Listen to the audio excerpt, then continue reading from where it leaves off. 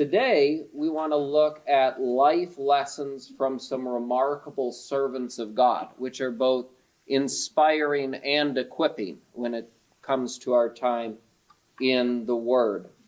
Revelation 12:11 says, "And they overcame him by the blood of the Lamb and by the word of their testimony, and they did not love their lives to the death." So we're going to be looking at some people who have particularly made a large impact on my father, and they fit into this category.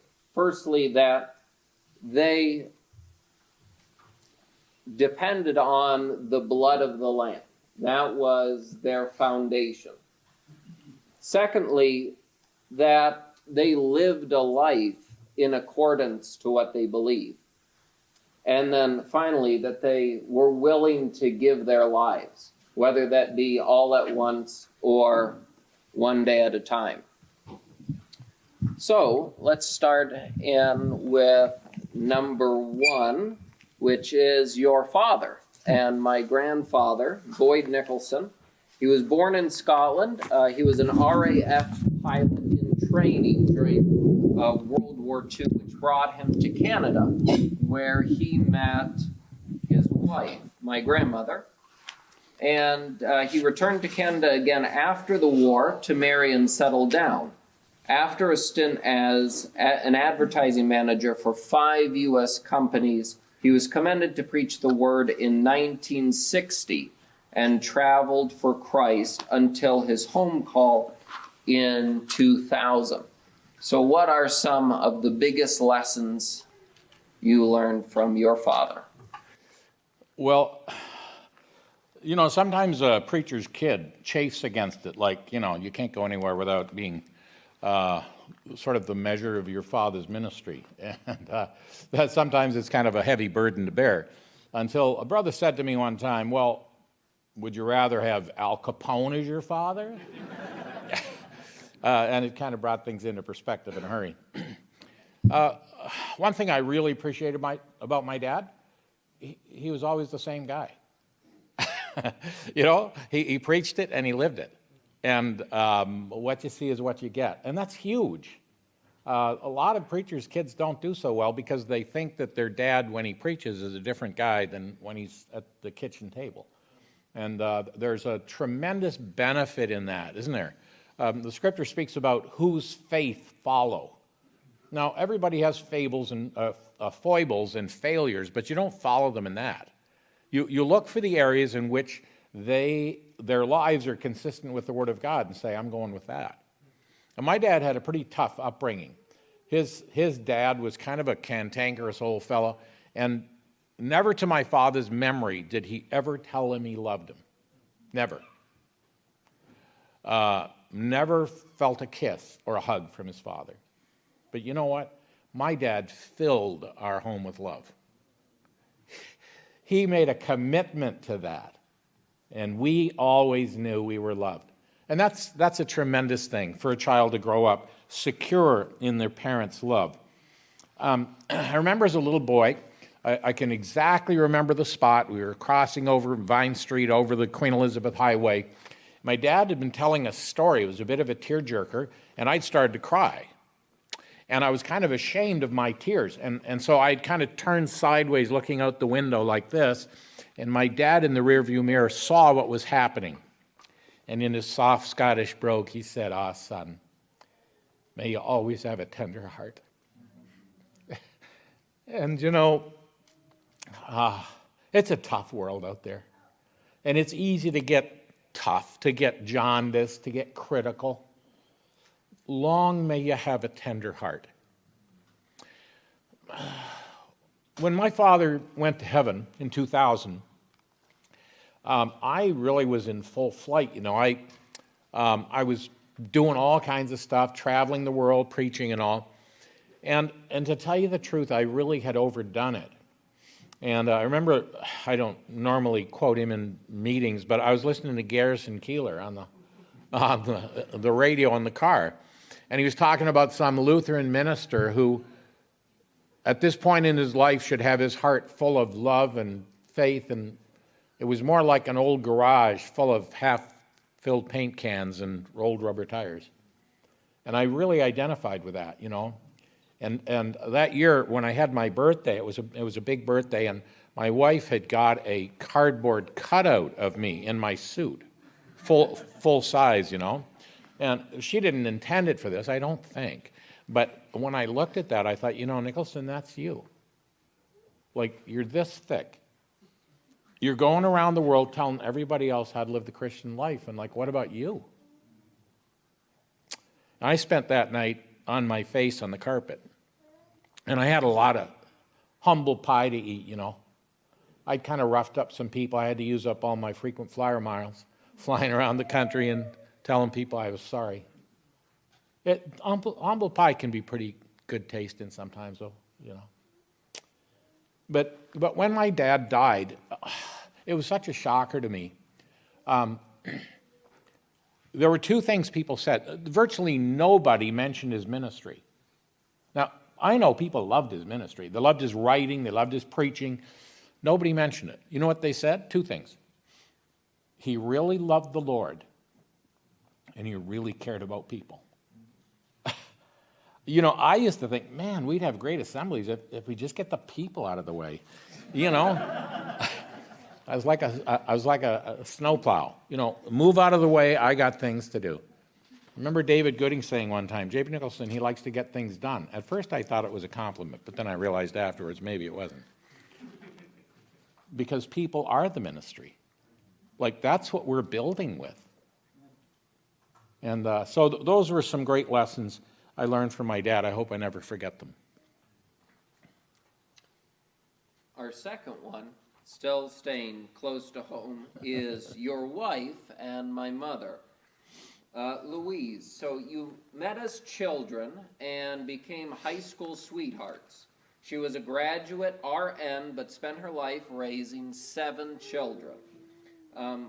She raised us for God and supported her husband while doing this. She also had a massive prayer ministry, wrote 2 full curriculums of Sunday school materials, and co-edited the Choice Gleanings calendar for 20 years. She's a hero in the story, you know. She's really the hero. In all the years I traveled preaching, never once did my wife ever express any regret that I was going away to serve the Lord. In fact, on a few occasions, I called her up and said, things are not going well, I think I'm going to come home. And she would say, is your work all done? Okay, you stay and we'll pray. If you went into our house in those days, you go to the kitchen cupboards. Every cupboard, when you opened it, had a different prayer list. And as she was apparently being a housewife, married to the house, she was nothing of the kind. She was a homemaker, and she was a prayer warrior.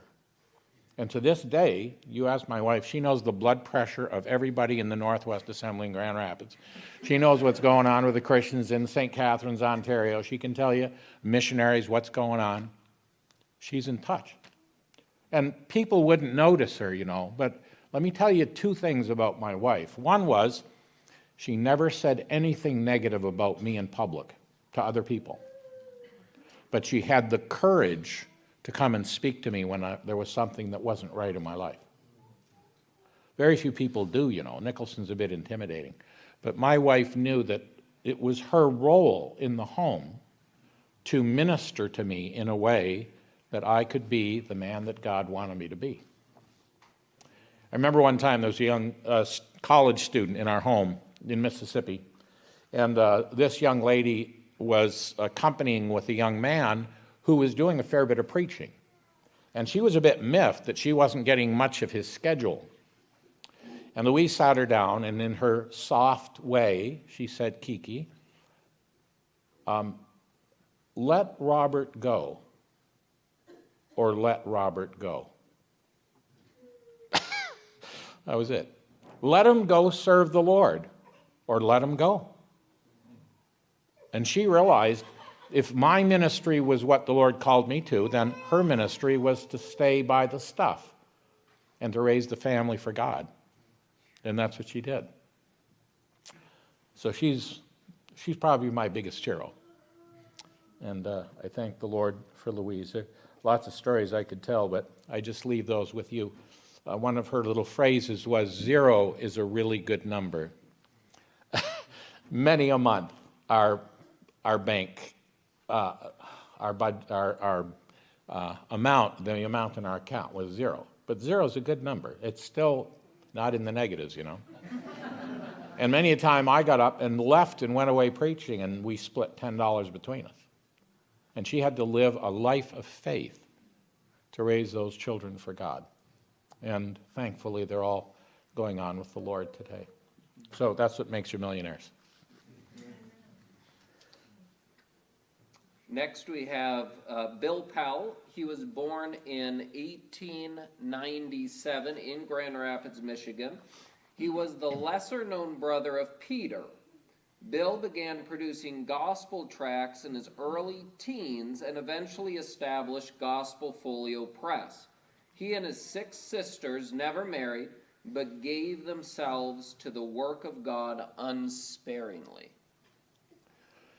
Yes, I don't think I ever met people who were so totally sold out for the Lord. I've met lots of wonderful people, but I lived up close to those people, and there wasn't anything they wouldn't do for the Lord. My dad tells a story about going to Grand Rapids as a young man, and Bill Pell, he wanted to do a little shopping downtown, and Bill Pell drove him downtown and said, now, Boyd, when you want to come home, just go to a payphone. Anybody still remember a payphone? In fact, in those days, it was a dime. Go to the payphone, call me up, I'll come and get you, and here's the dime. That was Bill. I went to Grand Rapids for the first time when I was 15 with my family. And the rest of the family, they went to Rest Haven Homes and did a bunch of things. Bill Pell at that point was editing the Choice Gleanings, Uplook Magazine, a whole line of Sunday school papers, editing books, doing as much preaching as a lot of preachers. In fact, what he did was he had a bed in his office, a single bed, and he would work till he dropped. He'd crawl into bed for a few hours, then he'd get back up and go back to work. I don't think he ever worked less than 20 hours a day. And anyway, he took the whole day off for me, a 15-year-old kid. And he drove me around, and he talked to me about the Lord, and he encouraged me, and he gave me a job to write an article for a Sunday school paper. 15 years old. And he changed my life because of that. It's one thing to give somebody a token job. It's another thing to give somebody a real job. That's what, I was kind of loping along. I was ahead of a lot of the other kids because I grew up in a home where we knew who, King Hezekiah's second cousin was. But to be in that situation where, seriously, he's going to publish this? It changed my whole perspective on life. All of a sudden I thought, this guy thinks that God can use me, that I can do something worthwhile. I'm sure he had to heavily edit it. But it's not the last article I wrote for him. And I think of dear brother Bill. I could tell you stories all night about Bill Pell. But I just want to lay credit where it's due, that here was a man who put other people forward. I remember talking to Ross McIndy, who worked for Foster Wheeler in St. Catharines. And the Pells had a little conference on their property on the 4th of July because most everybody else went away, and there were a few old folks and singles that didn't have anywhere to go, so they put on a conference just for them. It was the first conference I preached at. I was in my teens. I preached with Peter Pell. And, Bill Pell was such an encourager of young men, and he put that into my heart to do the same. And Ross McIndy said, I was a nobody. I worked in Foster Wheeler, and Bill Pell met me at the Hamilton Conference and invited me to come and preach at their conference. And he said, I came down, and I was catching the train at 5 in the morning back to Canada. And the train tracks ran down the hill right past the Pell home. Well, it was, 3 or 4 houses down. He said at 5:30, the train passed the Pells, and all the Pell sisters were standing out by the side of the railway in their housecoats, waving to me like I was the president. They treated God's people like they were members of the royal family of heaven. And I don't think I ever left the Pells that they didn't come out and they'd have for me some snacks to eat and some money to pay for my gas. They always made sure that I knew that I was loved. And I just thank God for that family. They were such a huge influence in my life. And I just thank God for people who encourage young people in the things of God. Not with token jobs, but with real jobs that make you kick into second gear and get moving. Well, sticking with the Pell family, Bill's oldest sister, Grace Pell, she had 4 preaching brothers, but Mel Trotter, who used to listen in on her large women's Bible study at the mission, said she was the best preacher in the family. Through the encouragement of George Mueller's friend, Abigail Townsend Luff, she gave her life to the care of senior saints at Rest Haven Homes. Grace Pell was one of the godliest women I ever knew. If there's such a thing as sinless perfection, I think she was right about there. And I learned so many lessons from Grace, and one of the lessons she taught me was this. She lived a life of faith. God provided for them. They never charged for these people. A lot of missionaries had gone to the field before Social Security kicked in. They didn't have Social Security, and they didn't have mortgage houses, equity in their houses. So when they got back, retired from the mission field, a lot of them, their assemblies had ceased to exist. They'd been out in the field for 60 years, and they had nowhere to go. And the Pell family took them in, and they all moved into Rest Haven Homes with no visible means of support. And Grace and Bill prayed in God's provision. And she said to me one time, "Jay, be sure to lay out before God all of your needs, but don't tell him the answer. He always has better answers than what you ask for." Isn't that good? And she lived that way. So much so that when they built the new Rest Haven Homes, which now is massive, they built it without a penny of debt. And it was all the provision of God. She would go and find these old ladies who were going to be sent to the poor farm, as they called it. "Oh, my dears, you're not going to go to the poor farm." And she'd bring them home. And Bill sometimes would rent a house and put them in there, and they'd look after these people. They actually had a lady sent to them from a family who was not saved, out in, I won't tell you where, but they sent her as baggage with a tag on her to go to the Pells. And the Pells took her in, the dear woman.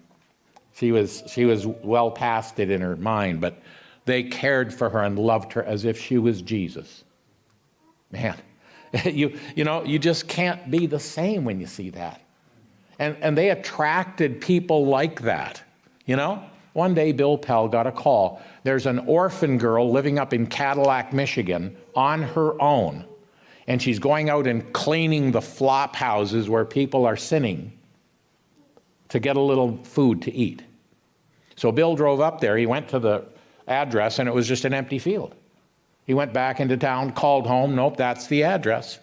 Went back and got out of the car, and he's walking across the field, and he came across a whitewashed chicken coop in the field, and he looked in, and here was this little girl.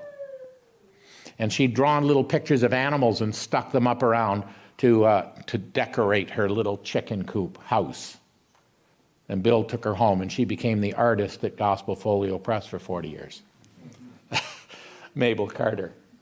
And, as I thought of the people that were there, people who were very often ruined, wrecked by life. One young lady who'd been so abused by her brother, she got there and she didn't say a word for probably 6 months hardly. She walked around with her hair down over her eyes like that, and they just loved her for Jesus' sake.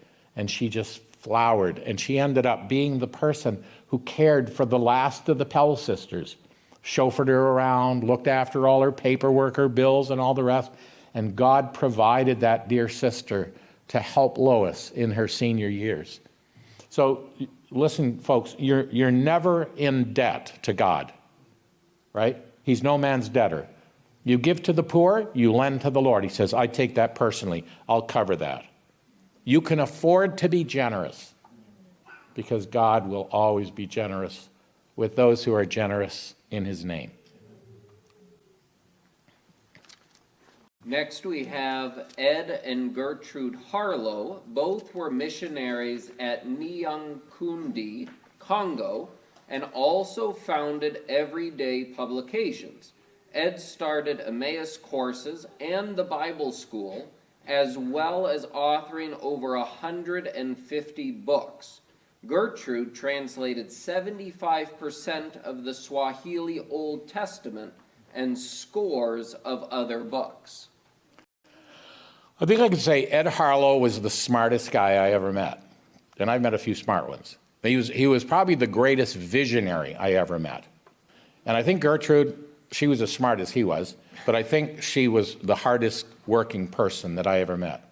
Ed had the good ideas and she did all the work. It was a nice arrangement. But Ed Harlow, at the time of the Second World War, he said there's no sense sending letters out to our boys on the front, hi, you know, the weather's fine, wish you were here. Let's write them Bible questions so they'll have to study the Bible to answer our letters. That was the beginning of the Emmaus Correspondence School. It was a great idea. It's the largest correspondence school in the world. He also was involved in, he was a pioneer in what's called everyday English. That's where everyday publication comes from. He says if people want to study the Bible, if people want to learn English, why not learn English by studying the Bible? And so he wrote these, the first books, and then others began to join in, where you use, I think it's a 2,000 word vocabulary and all simple structure sentences, you know, your noun and your verb and your, just all real simple. So people seeking to learn English can study the Bible by doing it. Only heaven will tell the results of this work. But Ed was such a child in his heart to his old age, right? I asked him one time, he was at an event with us, and I said, Brother Harlow, how old are you now? And he said, 92 and a half. 92 and a half. He said to me one time, don't let a little thing like death interrupt your ministry. Right? Get it out there so people can still benefit from it after you've gone home. And when he was, he must have been 94, and he was down in Florida. My wife and I were down there. I called him up. I said, brother, I'm coming over to visit. What'll we talk about? Okay, he's like about 94 years old. He said, tell me how to cover the world with gospel literature. Faint yet pursuing, right? Just keep chugging on. And we're going to think about that this weekend a little bit. Like, let's not stop living before we die, you know? There's lots to be done. And I just thank God for Ed Harlow. He gave me my first attempts at designing book covers, you know. He'd encourage me to do that. Some of them were ghastly, but he went ahead and used them anyway. And used to pay me in books. I could give away books. As he said, no, you'll get a reward in heaven, brother. You just give away the books. And then so that's what we did. But I just thank God for Ed and Gertrude. Gertrude was brilliant. She was brilliant. She was a genius. She actually learned this computer software, this computer program. This was state of the art when they computerized all of their work at the printing press in Nyankundi. She had to learn it. I think it was a Swiss company. She learned it in German. She translated the instructions into French, and then as much as she could into Swahili, and then she made all the mistakes it could make and found out how to fix them, and then she flew over and took this dear lady out of the jungle and taught her how to use it. That was a typical project for a person like Gertrude Harlow. Just a sweet little thing here.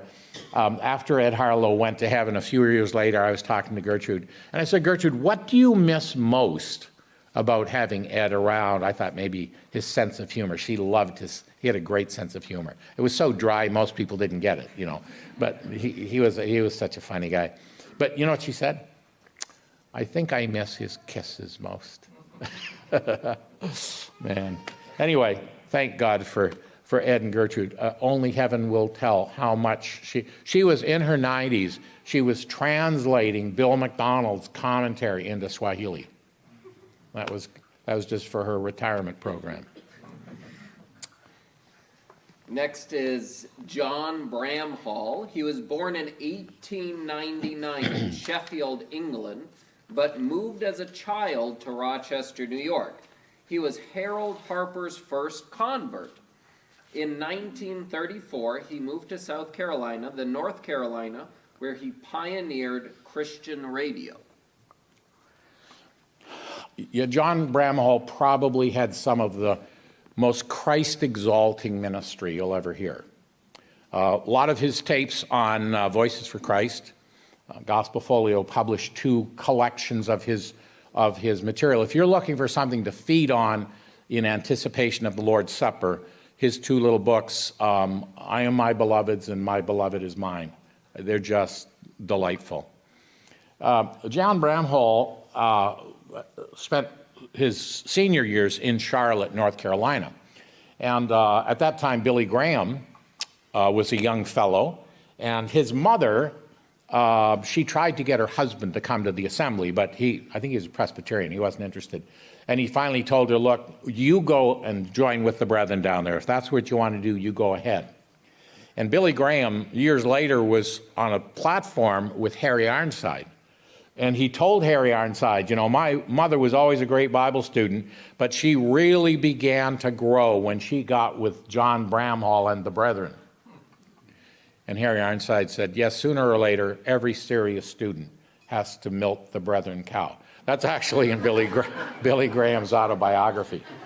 But when Ruth Graham's father died, Bell was his name, Melvin Bell, John Bramhall and his daughter went to the funeral.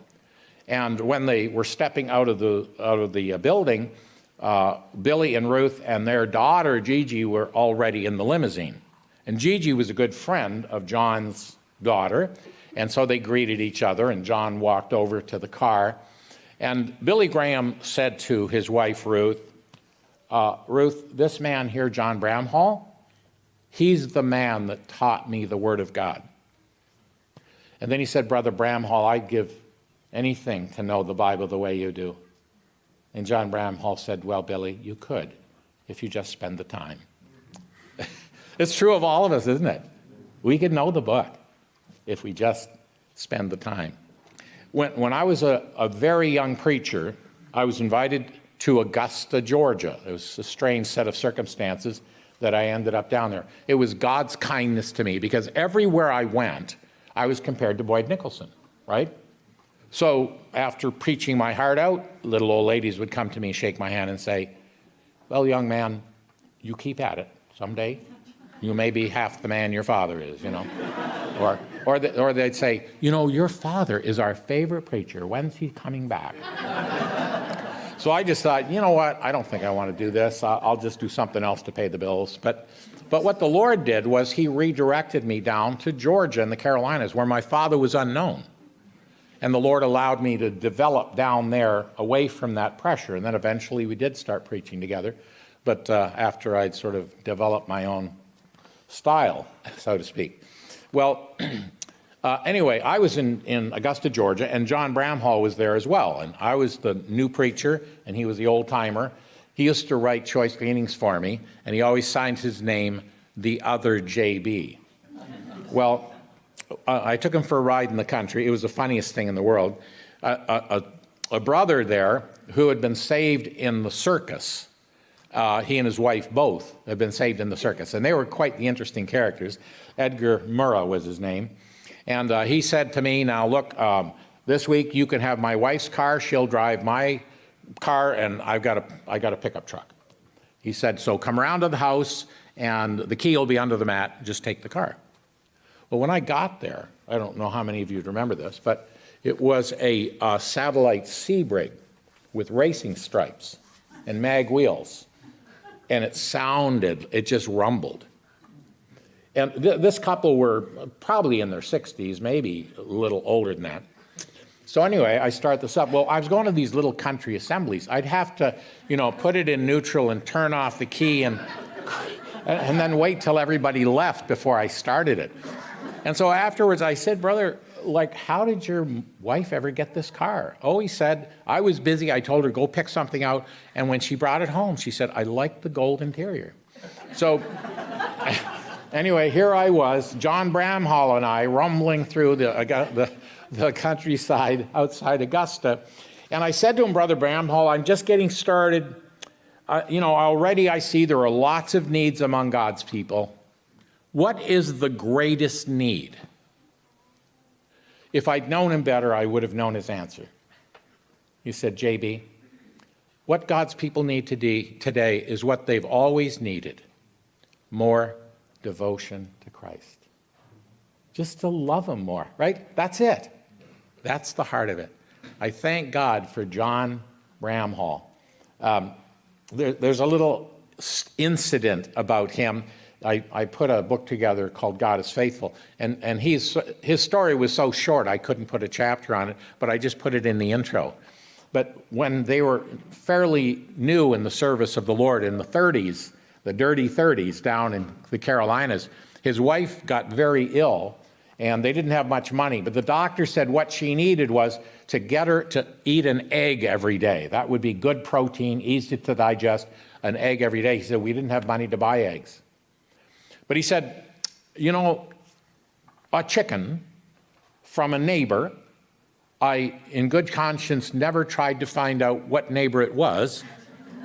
The chicken would come over to our yard and lay an egg every morning and then disappear until she was needed the following morning.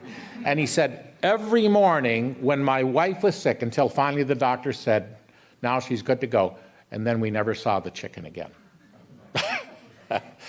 Anyway, thank the Lord for John Bramhall. By the way, listen to his ministry. It's just tender. It doesn't matter where he starts, he always ends up at Christ. You can count on that. Next is Agnes McDonald, a dear friend of your wife, my mother, who represents an unnumbered host of intrepid women missionaries.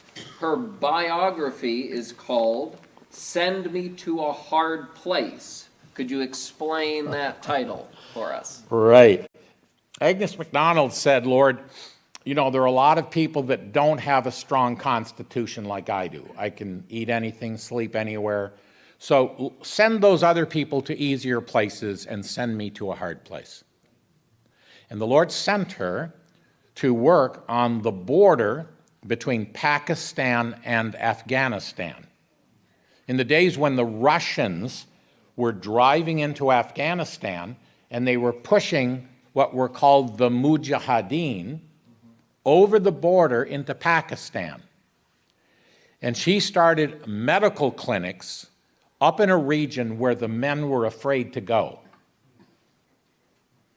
and gave the gospel to these people, who are now called the Taliban, by the way, same people.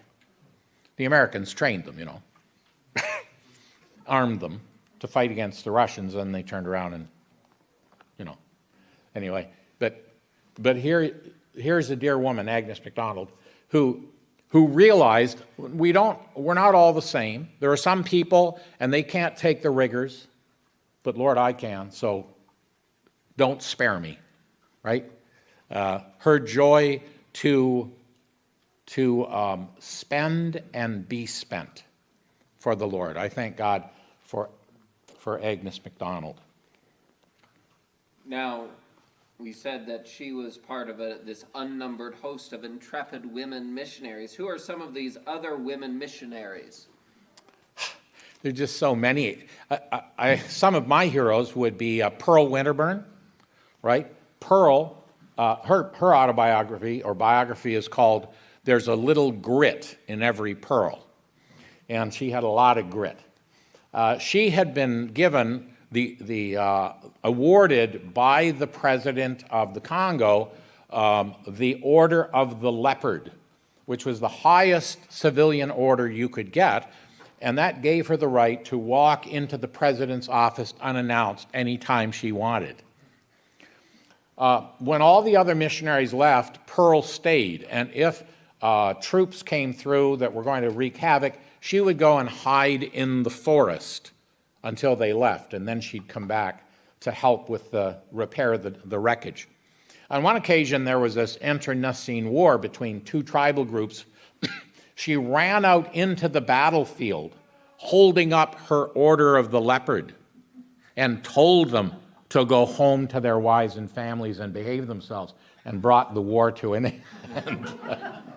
That was Pearl Winterburn. Saloa Brown, I met her.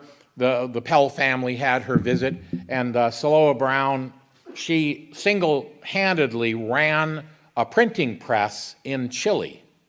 And she was up getting some supplies. We shipped a printing press down to her there.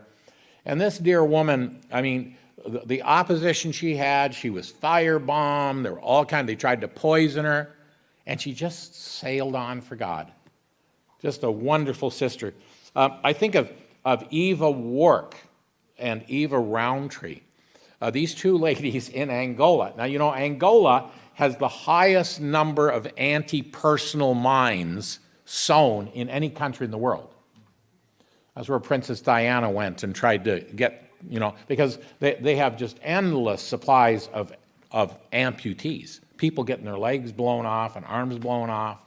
And the Christians, the assemblies, have a huge encampment just across the border where they provide them with prostheses. And, you know, these people will come in limping on a stick or a branch, and when they're asked, okay, what do you want first? And then, well, Bibles and hymn books, right? You get us the Bibles, don't worry about the other stuff. Things like legs and arms, right? We need Bibles and hymn books. Well, these ladies would go down the roads that the military was afraid to travel on, picking their way along, asking God to keep them safe from the anti-personal mines, because, well, somebody had to go and visit these Christians in these villages. Two sweet little Irish ladies, astounding, just astounding to see them. They look like they ought to be in an old folks' home. But if you saw them as they really were, they look like superheroes, you know? So lots of people like that. I think I've got a couple more down the line if we get that far. Next is T. Ernest Wilson. At age 21, he left the shipyards of Belfast for Angola. These were the days when you shot your own meat, built your own house, and had to learn languages yet unwritten. He walked 300 miles each way through the bush to propose to his wife, and then they had a honeymoon of a 13 days walk through the forest to their new field of service.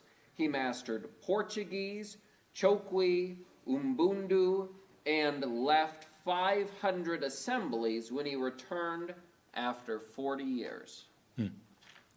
Ironically, he was invited to a conference, I won't tell you where, but then they canceled when they found out he didn't have an advanced degree. You know. Anyway, one of the things I learned from T. Ernest Wilson was the 3 rules of Bible study, right? Number 1, accuracy. Number 2, accuracy. Number 3, accuracy. Although he was so busy there in the work, he every morning got up and spent a full hour in serious Bible study every day. And T. Ernest Wilson didn't guess. He knew. If you asked him a question, he'd say, well, now, that word occurs 11 times in this book, and 3 times it's this, and 4 times it's this. Like, he didn't guess. He thought the Bible was too important just to guess. And yet, if you looked at this man, here was a man who, as I say, he worked in a shipyard, a tough environment. He went to Angola, and he lived in a tent. The tremendous challenges of living in Africa in those days. And yet, when he was older, he was in New Jersey, and a businessman had taken him out for lunch. And the businessman was paying the tab, and Mr. Wilson had stepped outside the restaurant door, and the girl behind the counter said to the businessman, "Who is that man?" He said, well, Ernest Wilson from Seagirt. Do you know him? She said, no, but he has the face of an angel. And he did.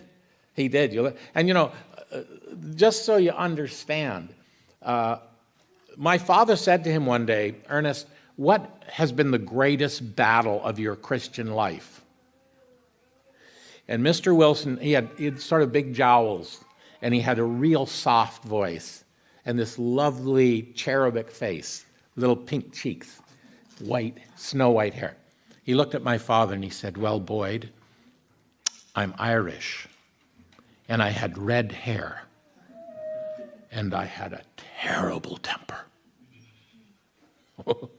So Christians, there's hope for you.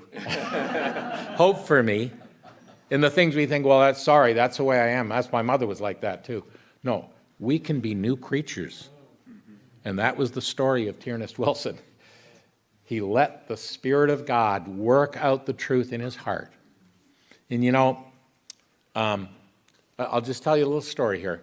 Mr. Wilson heard that one of their co-workers was dying of black water fever, made the journey several hundred miles, came there just in time for this young missionary to die in his arms. As he was dying, he was singing, sort of brokenly, the words, must I go and empty-handed? Must I meet my Savior so? Not one soul with which to greet him. Must I empty-handed go? He had just got to the mission field, and he died. And they had his funeral, and then the missionaries all went back to their other fields of labor. Some year, maybe months or maybe a year or so went by. They heard that something was happening in that area where the missionary had been, and they made a journey there, and here they discovered hundreds of Christians. And they asked, how did this happen? The first one got saved at that young missionary's funeral and led others to Christ, and others, until there were hundreds of believers. Not quite empty-handed, was it? That's why the Bible says, judge nothing before the time, until the Lord comes. Next is Annie Spencer. She was born in Wales, but went with her parents to Trinidad in 1922. She worked as a librarian before being commended there. She started a Christian school and did a great work until she moved back to Wales in her old age. I should mention Angola Beloved, David Ernest Wilson's autobiography, and also some excellent books by him. His God's Sacred Secrets, the Mystery Doctrines of the New Testament, his chapter on the kingdom is worth the price of the book. It's what clarified the kingdom in my mind. He has some beautiful, a book on the Messianic Psalms. I forget what else, but I think they're all published by Gospel Folio. You be sure and get a hold of some of those. All right, so Annie Spencer. Her biography is called Triumphs and Trials in Trinidad and Tobago. I first met her in Cardiff. Her family was from Wales, and she had gone with her parents as a child over to Trinidad, had grown up there, and became a postmistress, a librarian. Eventually, the assemblies commended her, and she started a Christian school there and had a great work among the young. When you read her biography, she has a great sense of humor. It's a happy book to read. And when I met her, she had moved back to Wales in her old age. She had 2 canes, and she literally dragged her legs down the street. And, the young Christians thought twice about missing a meeting because they had a little cold or something. Because they'd all say, well, Annie Spencer will be there, so I guess I better show up too. A lot of the Christians there, they felt quite badly because all these foreigners were moving into Wales. And she said, oh no. We didn't go to the mission field, so God brought them to us. She would sit hour after hour, go through the phone book, and any name that looked like a Muslim name, she would write a letter to the lady of the house. And she would say, I'm an old missionary who has spent my life seeing God answer prayer. And I would like to pray for your children. If you will send me a little note with their names and anything you'd like me to pray for. She had a list of hundreds of these Muslims. Well, then she would, after a little while of writing back and forth to them, she would say, I'm going to be in such and such a park, such and such a day, such and such a time, over at a little bench by the fountain. And if you'd like to visit, please come and see me. And there she was, appearing to be a hopeless little old lady who could hardly walk. But, ooh, she had a sword. And she was ready to use it. The great thing about the sword of the Spirit? When it goes in, the people are dead when it goes in, and they're alive when it comes back out again. And here is dear Annie Spencer. People say she's a retired missionary. There was nothing retired about Annie Spencer. Faint yet pursuing, still going at it. Thank the Lord for people like Annie Spencer. She was a huge encouragement to me. Next is Herman Lum. He was born in San Diego in 1916, raised by relatives after his parents died. He eventually attended Biola and college in South Carolina. He then rode horseback through Kentucky and West Virginia, teaching the Bible in the dirt-poor schools of Appalachia. He later planted several assemblies in West Virginia. Brother Herman Lum was one of the humblest and gentlest people I knew. When I thought about this verse here, what does it say? I had it written down here. Oh yeah, you have given me the shield. This is Psalm 18, verse 35. You have given me the shield of your salvation. Your right hand has held me up, and your gentleness has made me great. I think of Herman Lum. He is such a gentle brother.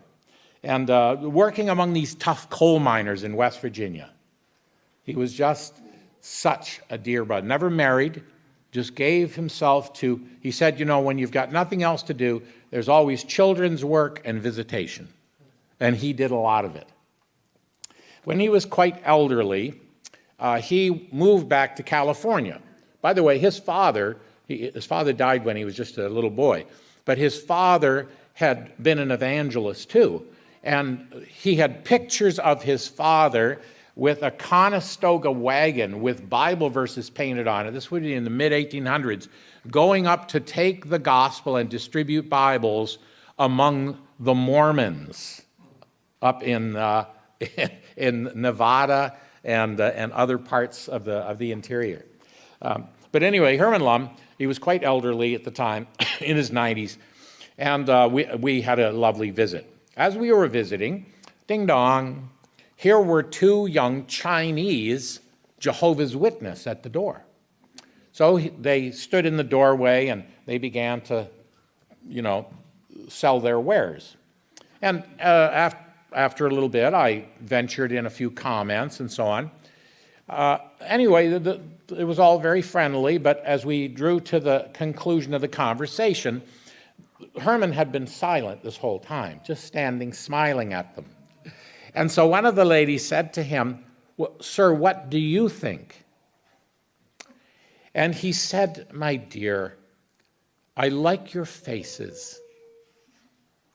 And he said, "You know, I think you could convince me to be a Jehovah's Witness if I could find one Jehovah's Witness anywhere in the world who became a Jehovah's Witness just by reading the Bible." It was so gracious and kind and yet so pointed. I don't think they'll ever forget that. And it just reminded me that you can't antagonize and evangelize at the same time. That was the lesson I learned from Brother Herman Lum.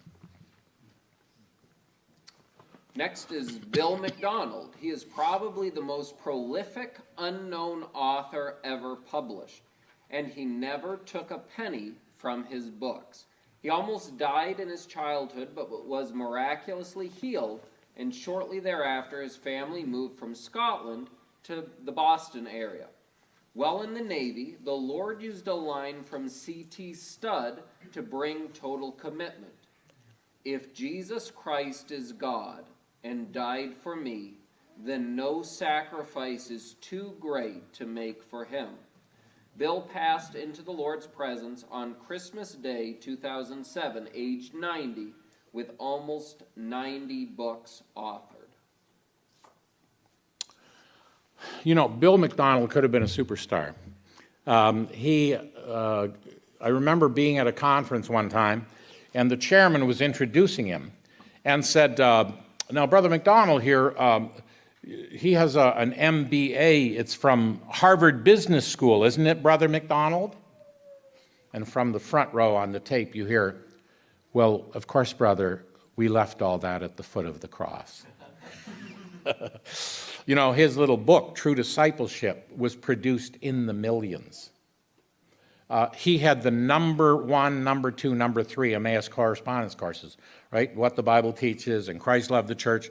It was Bill who wrote those. He had the number 1 gospel tracts. I think the top 10 tracts from Good News Publishers were all written by Bill McDonald. I think number 1 was I Must Tell You This. So Bill had this vast ministry. He distributed millions of dollars of the Lord's money. Not because he had it himself. He had the oldest cars. I borrowed a car from one time. I had to stop and get a bunch of things fixed before I could drive it. He bought all his, you'd never know it, but he bought all his clothes at the Salvation Army. He used every penny for God. He lived in a little apartment. His desk was a rejected door that he'd picked up on 2 filing cabinets. He never looked dowdy. He always looked sharp, but he used every minute and every penny for the Lord. Bill McDonald had traveled the whole world. He knew Christians in every country of the world. And so I could say to him, "Brother McDonald, I'm going to Jordan. Who should I meet in Jordan?" He'd say, "Roy Whitman in Amman. I'll get you his number."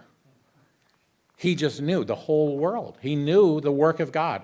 He had been thrown into prison several times, but he'd traveled the world, and he knew the work of God. And he prayed, seriously prayed. I was with him. We went into an old folks in Rest Haven Homes, into a room of this dear sister from Chicago, an Irish old sister, lovely saint. And the two of them, Bill and this dear lady, began to go around the world. This mission field, these missionaries. Oh yeah, his grandson is at the University of Illinois and studying this. And this lady was 96 or 97 and had this flawless memory. She could go anywhere in the world and she could tell what missionaries were there and where their kids were and where their grandkids were and what were the problems and the political issues, what they should be praying about. And when Bill and I stepped out of the room, I said to him, "That is amazing. How does she have a memory like that?" She prays for them every day. That's how to have a good memory. You pray for them every day. And you know, I think of Brother Bill, how humble he was, how gracious he was. And yet, here was a man who poured out his life for the cause of Christ. And he was so highly respected around the world. He could get George Verwer on the phone and get George to behave himself. You know what I mean? George highly respected Bill McDonald. And lots of people, the New Tribes Mission and so on, they realized that Bill knew God.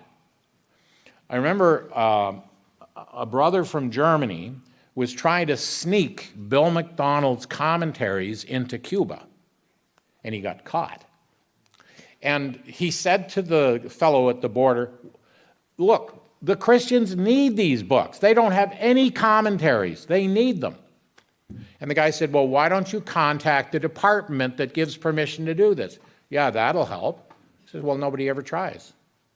So he contacted the guy. Turns out he was a Baptist. And he said, well, I'll let them in on 2 conditions. Number 1, you give them to the Catholics as well as the Protestants. And number 2, double the number you're bringing in. So the only commentary they had in Cuba were Bill McDonald's commentaries. Again, he never mentioned it. It was just all for the Lord's sake, right? And so I remember driving with Bill one day. We were going along by Oakland, California, and here was this big Mormon tabernacle up on the hillside. And I said to him, look at that thing up there. And he said, yeah, I'm sure glad they build those places. Really? Yeah. He says, because then they don't put the money into literature. Yeah. Dear Brother Bill. Next we have David Long. He served the Lord for 30 years in Angola, translating the Bible into Chokwe. He wrote many helpful books addressing important doctrinal issues like biblical revival, the meaning of the cross, God's timetable, kingdom parables, tongues, the deity of Christ, etc. Yeah, now David Long didn't suffer fools gladly, okay? And he was a bit like the Apostle James. His words sometimes were fairly antiseptic. They did you good, but they sometimes stung just a wee bit. But if you could look past that, he was a tremendous brother.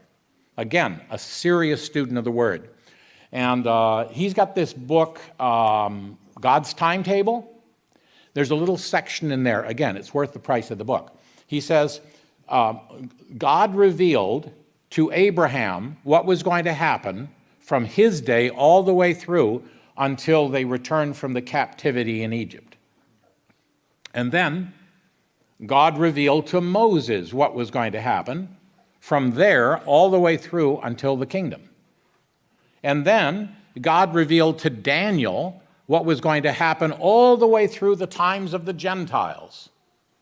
And then in the Sermon on Olivet, the Lord Jesus revealed how it was going to be all the way through to the end. He said, if you study those 4 chapters, and he's got them laid out for you in that book, he said, here God revealed the whole history of the world from the call of Abraham all the way through until Christ returns to establish his kingdom. You know, that stuff's invaluable to have that at your fingertips.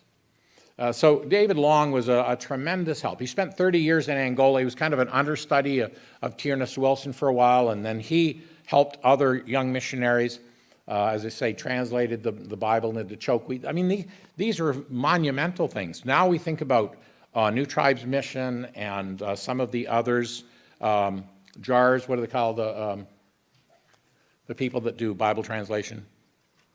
You know what I mean? Yeah, right. So we thank God for them. But you know, before those missions got set up, you know who did almost all the translation work in the world? It was assembly missionaries. Because, you know, if you're trying to raise funds, you have to tell people how many baptisms you've had this week, how many people have been converted, how many churches. Very few people appreciate I translated one verse in John's Gospel. I'm not going to fund that. But see, God knew the value of that. And so these were the people. They were the ones who, Albert Horton and others, basically all through Central Africa, the translation work was done. And in South America and so on, the translation work was done by assembly missionaries. It's a huge field to study. So it's absolutely remarkable. Well, David Long and Ernest Wilson, others, they were young men at the time. There was a senior missionary, Fred Lane, who was English, who came through Ireland and spoke about the need in what became known as the Beloved Strip, Angola, Congo, Zambia, Kenya, that whole region across Central Africa, sub-Saharan Africa. And he pled with the young men to come to the mission field. And so the response of Wilson and David Long. Well, Fred Lane and his wife had one son, and that son was sent back to England for studies. And while he was there, his mother died on the mission field, and he never got to say goodbye. And he became very bitter against the evangelicals. And he moved to Quebec, and he went to Laval University, and he converted to Catholicism. You think of a bunch of Northern Irish missionaries working in a Catholic country, Portuguese. It was a Portuguese colony. And so Catholic was the official religion of Angola. And here they were working, seeking to reach the lost with the gospel. And one of their own kids goes over to the Catholic Church and marries a Catholic. It was devastating. That's all the story David Long knew. I was in Alberta about 6 months before David Long went to heaven in an old folks' home in Belfast. And I was at a camp, and I was standing in line waiting for the meal, as I often and want to do at these things. And there was a brother standing in front of me with a full beard, and we got talking. And he told me his name was Fred Lane. I said, well, that's interesting. There was a famous missionary in Angola. His name was Fred Lane. He said, yeah, that was my grandfather. Your grandfather? Yeah. Well, so no, this Fred Lane, he only had one son, and he converted to Catholicism. He said, yeah, that was my dad. So, what happened? He said, well, I was going through for a Jesuit priest. And my last semester, I was sent up to northern Alberta to work at an orphanage. And the man who ran the orphanage was a brother in the assembly, and he led me to Christ. I spent all my time traveling around the assemblies in Alberta. I said, well, what happened to your dad? He got saved on his deathbed, seriously saved. And he said, my mother got saved too. You know, I went back, I was in Belfast, and I went to see David Long, and I told him the rest of the story. You could visibly see the load lift off his shoulders. It's like he'd kind of held this against the Lord all these years. Judge nothing before the time until the Lord comes. You know, we go through hard times, bitter experiences, and we think, well, that was a waste. Or our kids get astray. Or, you know, all sorts of things happen to us. God loves happy endings, and he knows how to pull it off. Don't give up on God. I have had the privilege of seeing the end of the story many times where other people maybe haven't seen it. And when I see it over and over and over again, I just have to say, at the present time, we're all prepared to say, he is altogether lovely. But some of us choke when we try to say, he has done all things well. Oh, most things. You wait, and you will discover that somehow, through all the twists and turns of life, he has done all things well. Lots of other people have been a huge influence in my life, some people in this room. And I just thank God for you all. But you know what it reminds me of? We are all in need of each other. We're parts of a body. We need each other. We need to encourage each other. We need to love each other. We need to help each other. And a young man said to me one time, your life and my life are opposite ends. I said, what do you mean? He said, well, you dance in the clouds and I drag through the mud. And And I said, well, tell me, is there any time in the week that's really happy for you? He said, yeah, every Friday I go over and help this old couple. I cut their grass or fix up in their yard or whatever, and we have supper together. It's the best time of the week. So, well, you know the formula. Just do that 100 times over. That's all it is, right? You see, there's one quote in the Bible that we don't know where it came from. Our Lord Jesus said, it's more blessed to give than receive. You believe that? Try it. You'll like it. And I think as we discover this, I am not enriched by getting. I am enriched by giving. And as I seek to invest in others, maybe there's somebody in the crowd here and you just need to go to them afterwards and say to them, I've never told you this before, but I thank God for you. I love how you treat your wife. I love how you raise your kids. I appreciate all the hours you spend in Bible study so you can teach us. Thank you for being my Sunday school teacher. I was kind of a wiggly kid at the time, but I learned a lot, and I'm thanking you for it now. Could we do that? I think there probably are people. Maybe we have to phone home and tell our mom or dad that. I don't know. But I think all of us would do ourselves, our own hearts good.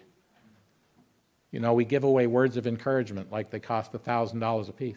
You can spread them around. It's a good thing to do. Encourage one another daily. Right? That's not a suggestion.